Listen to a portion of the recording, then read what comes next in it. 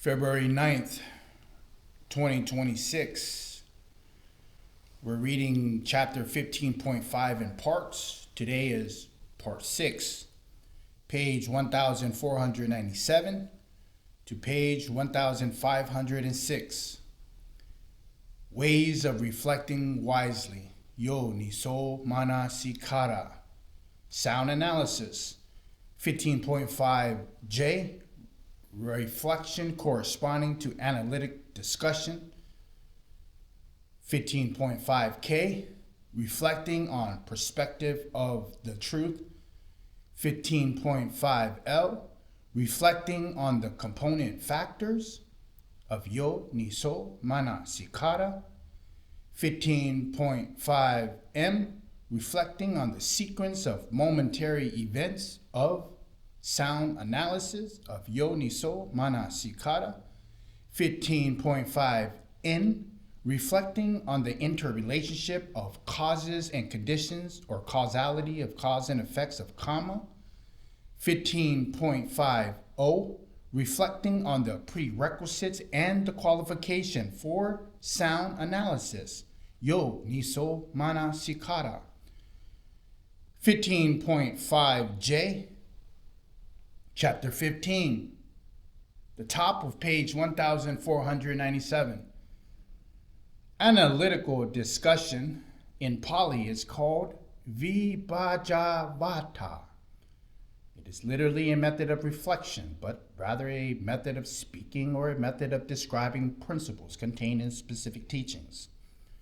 In any case, thinking and speaking are intimately connected actions. Before one speaks, one must first think. Speech is always preceded by thought. There are Dhamma teachings designating applied thought and sustained thought. Applied thought in Pali is vitaka. Sustained thought in Pali is vichara. They are the conditions shaping speech. Vachi sankara. Thus, it is possible to discuss analytical speech on the level of thought. There are deeper meanings to the Pali word vata, meaning speech, discussion, pointing to the pattern of thought which are the source of the entire system of teachings described as distinct doctrines, religions, and philosophical traditions. For this reason, the term vata, speech, is the synonym for the term titi, view. Therefore, the doctrine of extreme realism is sapatika vata. The example here is the equivalent of sapatika titi. The doctrine of nihilism, natika vata, is equivalent to natita titi. The doctrine of eternalism, sasata vata, is equivalent to sasata titi. And the doctrine of annihilationism, ucheta vata, is equivalent to ucheta titi. Now, the term analytical reflection, vibhajavata, is an epithet for Buddhism. It is an important term indicating that the Buddhist way of thinking. This way of thinking encompasses many different kinds of reflection previously discussed in this chapter, besides introducing some new aspects of yo niso mana sikara, wise reflection. A description of vibhajavata also helps to understand the previous kinds of reflection more clearly. The reason that the term vibhajavata is used as an epithet for Buddhism, is used to represent the Buddhist way of thinking, is most likely because Gautama Buddha referred to himself as the analytical speaker, a speaker of reason, vibhajavata or vibhajavati. These two terms, vibhajavata and vibhajavati, as epithets for the Buddha or for Buddhism, has been cited throughout the history of Buddhism. The example, at the third recitation, the Emperor Asoka asked Venerable Mahamoggallana Putra Tissa Terra, the leader of the recitation, the question, What is the doctrine of the perfectly enlightened Buddha? Venerable Elder answered, Your Majesty, the perfectly enlightened Buddha is a speaker of reason, Vibhagavati. In sum, one can say that analytical reflection is the general term denoting the entire spectrum of Buddhist thought. The term vibhaja means to separate, to divide, to distinguish, to analyze. Vata or ovata is a declaration, speaking, presenting a teaching, system of teaching or a doctrine.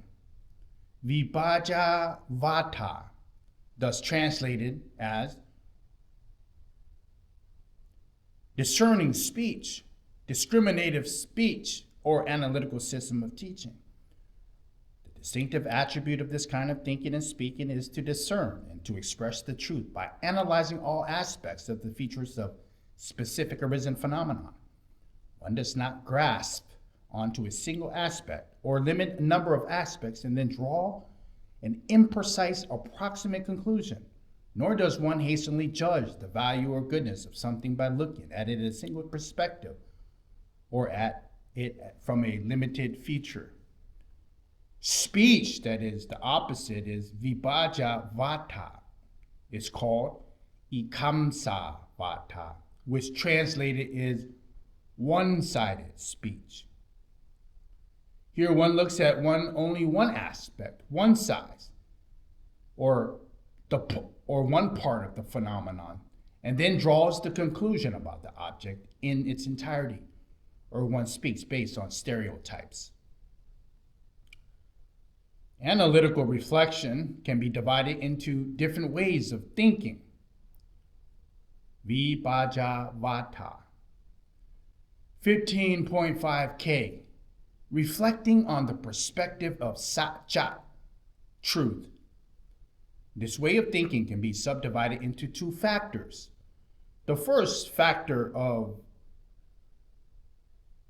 perspectives of truth is to distinguish various aspects of an object as they truly are, to discern or describe the truth as it manifests in those aspects to obtain from grasping unto limited features of an object and then drawing an incomplete assessment of it. For instance, when one describes another person as being bad or good, one points to specific facts by saying, in such area, aspects, and circumstances, he is good or bad. One refrains from making simple generalizations. If one judges the value of something, one determines which aspects to focus on. One then considers these aspects and makes the relative assessment. An example of this kind of analysis is found in the teaching on the 10 kinds of householders, which will be discussed below. The second factor of the perspectives of truth is to discern or describe the truth of an object based on its features. One looks at it or considers an object. One is not misguided. One is not stuck at one aspect or part of it, nor does one judge something based on limited features. Instead, one looks at something from all angles. When one judges something as good or bad, one says, it is good in this ways. These are the aspects, these situations. It's not good in these ways, aspects or situations. Although the second factor appears similar to the first,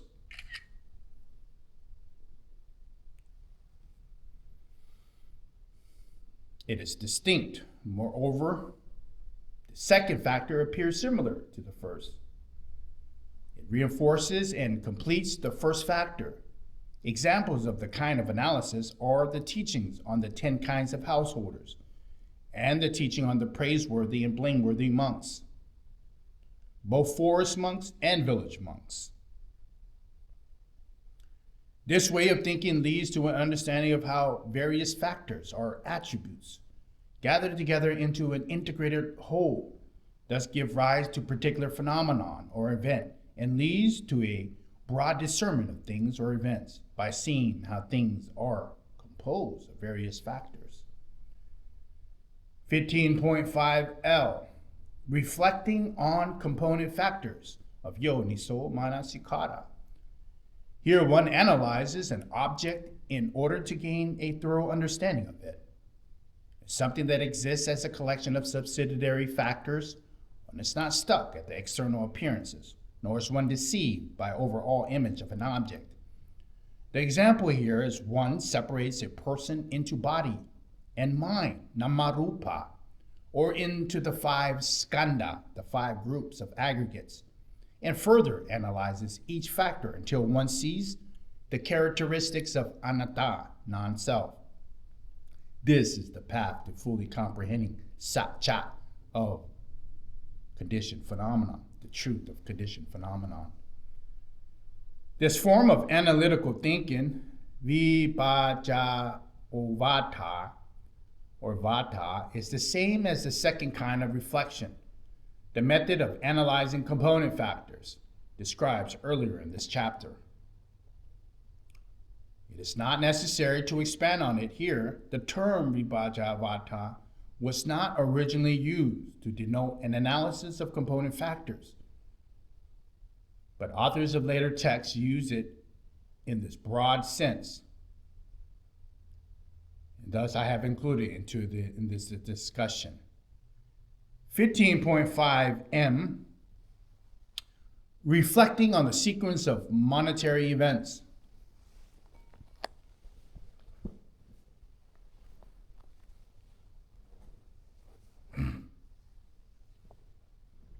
Here one analyzes phenomenon according to succession of causes and conditions by separating events into distinct moments, kana, in order to see the actual causes and conditions leading to specific phenomenon. This way of thinking is one part of the reflection on the component factors of how the reflection on the relationship between causes and conditions, but it has some unique characteristics and applications, and is therefore given a distinct classification. It is applied frequently into the study of the Atidhamma. Take the example of the case of the thief breaking into a house and killing the owner. Generally, people will say that the thief murdered the person because of greed, because of the desire for the wealth in the house. The cause of the murder is greed. This explanation is a simplified way of speaking. When one investigates the true dynamics at the play of the thief's mind, one sees this explanation is inaccurate. It is not possible for greed to be the cause for murder. Anger, rather, is the cause for murder. By analyzing the sequence of momentary events, one sees that the thief covets the wealth, but the owner is an obstacle for attaining it. Greed for the wealth is thus the cause for the thief to get angry at the owner. The murderer is committed because of his anger. The thief wants the wealth. He does not want the owner of the wealth. Greed is not the real cause of the murder. It is simply the cause for stealing. It is the condition giving rise to anger towards that which gets in the way or does not support its objectives. In an everyday parlance, it is fine to say that the thief killed the person out of greed. But it is important to understand that according to the true sequence of momentary events, greed is simply a root cause of an initial agent in that situation. This analysis or investigation of momentary occurrences in the relation why Buddhism in later periods have been referred to the doctrine of momentary events, doctrine of change, Kanaka Vata. 15.5N, reflecting on the interrelationship of causes and condition. Here one traces the very interrelated connection, causes, and condition of the object or phenomenon. This investigation gives rise to an understanding that things do not arise and exist at random. They do not exist independent from other things. They are not self-sufficient, but rather dependent on causes and conditions. They cease to exist and are transcendent because their causes and conditions are likewise cease. This final form of thinking corresponds to the first kind of reflection method mentioned above, of investigation of causes and conditions of thinking in line with specific continuality, ita pachayata. Besides having described this way of thinking earlier in this chapter, it's also explained at length in the chapter of dependent origination. Thinking that lacks this awareness of the relative nature of things leads to people to various forms of extreme views. Take the example, they hold to an eternalist view, believing that there exists a true eternal soul, or an annihilist view, believing that the self exists temporarily and then it is extinguished and disappears. When one neglects to see the interrelationship of causes and conditions, one sees things as absolute in isolation, which results in extreme views. Things, however, do not exist in an absolute sense of generally interpreted by people. All things are interrelated, interdependent, and interconnected. The count of subsidiary factors. The existence or non-existence of a thing is not definite or absolute. The truth of the matter is somewhere in the middle, between the two aforementioned extremes. This way of reflection helps to discern this truth.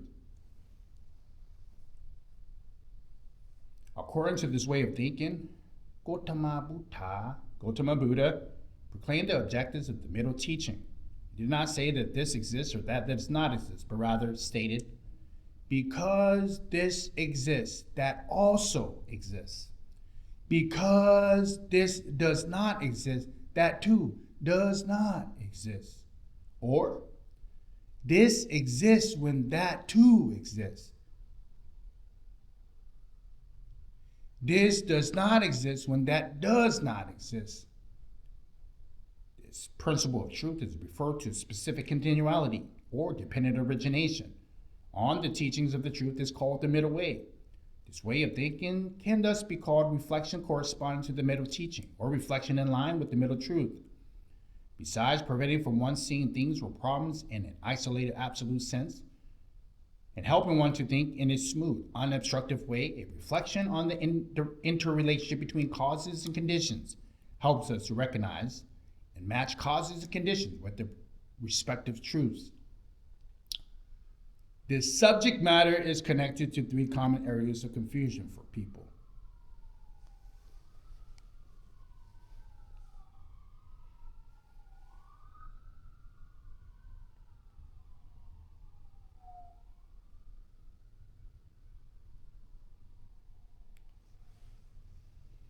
The first subject matter for the area of confusion for people is people often mix up matters external to an event when those causes and conditions specifically related to it.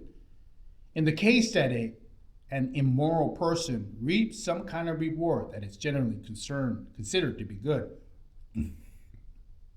some people will raise the question, why someone else who is virtuous, who has good qualities, does not receive this good fortune? The truth of the matter that the specific virtuous qualities of this good person may not be the kind of the person that generates that aforementioned reward. This kind of reflection helps to distinguish unrelated matters or conditions from those causes and conditions directly pertaining to the specific circumstances. One accurately sees the relationship between results and their causes.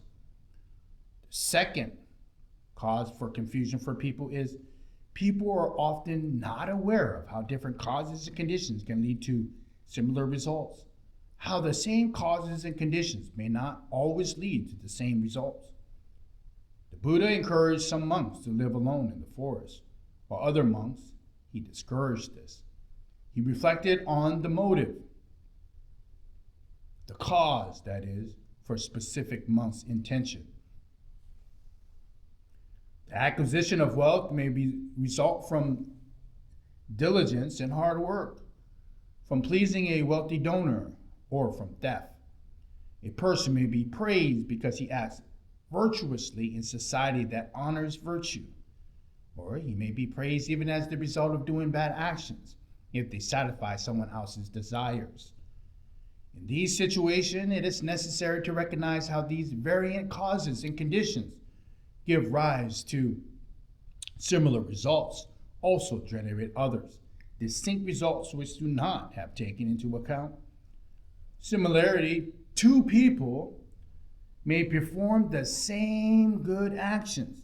The first person is praised because he lives in a place where people honor goodness, or his actions are advantageous to those offering the praise. The second person, however, is not praised because he lives in a place where goodness is not esteemed, or his actions threatens the personal interests of others, or else he possesses some personal faults. In these situations, it's important to realize that causes and conditions being considered are not the sole causes and conditions giving rise to specific results. The environment and other factors also accompany conditions which determine the arising of non-arisen for these results. The third factor for confusion is people do not realize that special causes and conditions, in addition to those similar causes, this is connected to the second factor above, that is, people generally only acknowledge those things that they reckon will produce specific results. Take the example when two people act in the same way, after which one person receives desired results, while the other person does not. They conclude that this action, this cause and condition, does not produce dependable, trustworthy results. There may be a case when two people who are both equally good at a job are eligible for promotion in it is natural that only one of these two will be selected. If the selection is not made by casting lots, other conditions will come to play. One person may be healthier, have a better physical appearance, or be more intelligent, for instance. The example given here is reference to these three areas of confusions are connected to the law of karma, to people's volitional actions, their intentions, and to the results. But the other examples having to do with general laws of cause and effect would be equally applicable.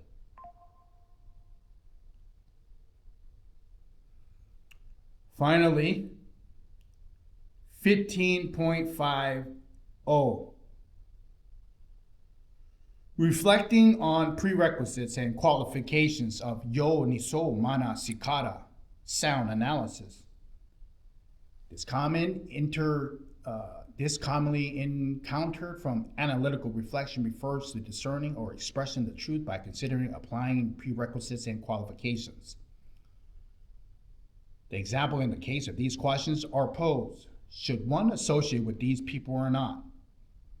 Should one frequent this place or not? If the person who answers is a binku, he may answer in accord with the Tipitaka and say, if by association with such and such person or such and such places, unwholesome states increase or wholesome states decrease, then one should avoid them. But if wholesome states increase and unwholesome states decrease, one should seek them out.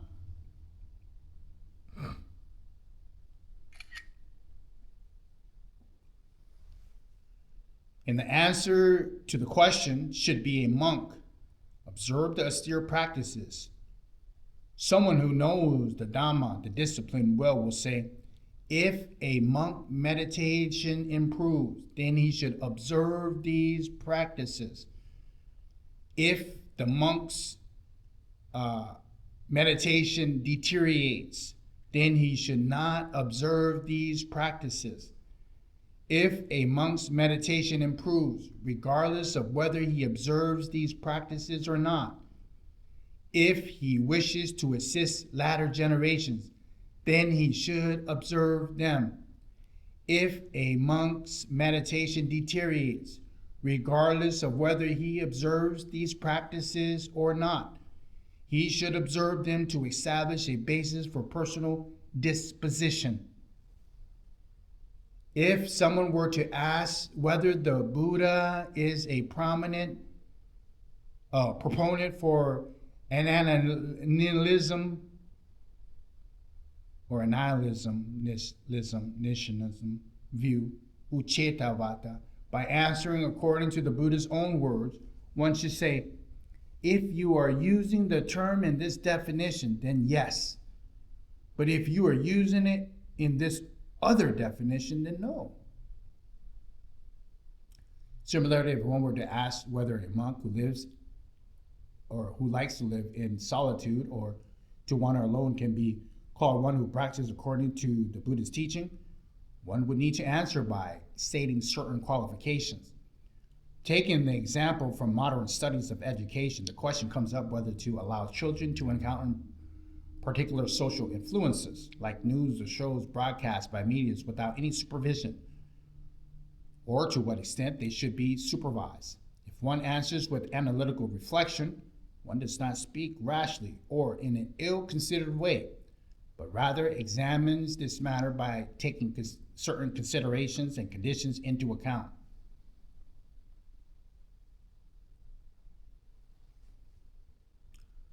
Proclivities, skills, habits, and traits that a child has accumulated through his or her education or nurturing, as well as cultural influences present at that time. Technically speaking, this refers to wholesome and unwholesome volitional formation, sankhara, habitual ways of thinking. In short, this refers to the child's disposition. To the extent of the child being able to apply yo niso mana sikara, wise reflection. Virtuous friends, kalala mitra. Does the child have a person or other means of support for offering advice or important matters? By pointing out correct ways of examining things or by helping to generate wise reflection. These virtuous friends may exist in the child's family or a community, or they may exert an influence by way of media. To what extent are those things which the child is exposed to provocative, offensive, and seductive? All of these four factors are variables, but in the case we may hold the fourth factor to be consistent. The answers to the aforementioned questions are relative. If the child applies yo niso mana sikara, wise reflection, he or she has access to truly capable virtuous friends, kalala mitra, especially by way of the media itself, or his or her wholesome ways of thinking instilled by family or culture is firmly established. Even if the child is exposed to the great deal of stimulation and allurements, it will be difficult for these causes and problems. They may even generate positive results. If, however, an inclination to think in wholesome ways has not been cultivated, the child has not been trained in reason analysis, sound judgment, yo niso mana sikara, wise reflection, he or she is not equipped with virtuous friends, kalala mitra. Abandoning children to these influences causes problems for them and is tantamount to giving them mental poison. And that's the end of Part 6, 15.5, in the middle of page 1506. Buddha Dhamma.